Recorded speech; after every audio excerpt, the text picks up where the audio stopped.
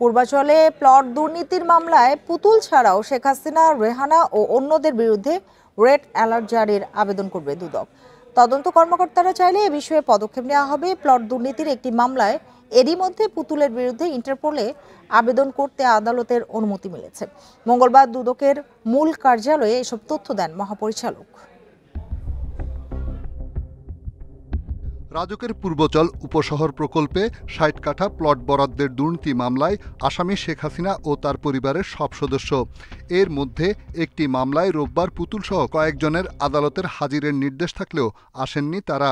এতে পুতুলের বিরুদ্ধে গ্রেপ্তারি পরোয়ানা দেয় আদালত। এরপর দুদকের আবেদনে তার বিরুদ্ধে ইন্টারপোলের রেড অ্যালার্ট জারির অনুমতিও দেওয়া হয়।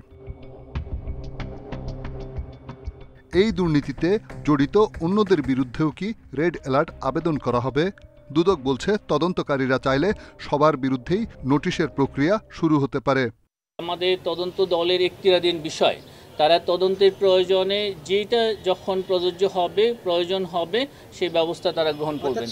এদিকে 10 কোটি টাকার অবৈধ সম্পদ অর্জনের অভিযোগে সাবেক মুক্তিযুদ্ধ বিষয়ক মন্ত্রী মোজাম্মেল হকের বিরুদ্ধে মামলা করেছে দুদক। মন্ত্রী হিসাবে দায়িত্ব পালনকালে ক্ষমতার অপব্যবহার পূর্বক অসাধু উপায়ে জ্ঞাত আয়ের উৎসের সাথে অসঙ্গতিপূর্ণ 10 কোটি 34 লক্ষ টাকারও বেশি মূল্যের সম্পদ অর্জন পূর্বক ভোগ দখলে রাখা এবং তার নামেও 3টি ব্যাংক হিসাবের মাধ্যমে মোট 8 কোটি 32 লক্ষ টাকারও বেশি অস্বাভাবিক এবং সন্দেহজনক লেনদেন করার অপরাধ অনুসন্ধানকালে প্রমাণিত হয়েছে।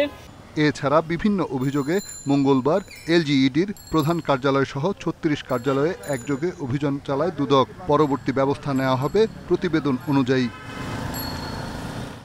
রিশাদ হুদা, ইন্ডিপেন্ডেন্ট নিউজ, ঢাকা।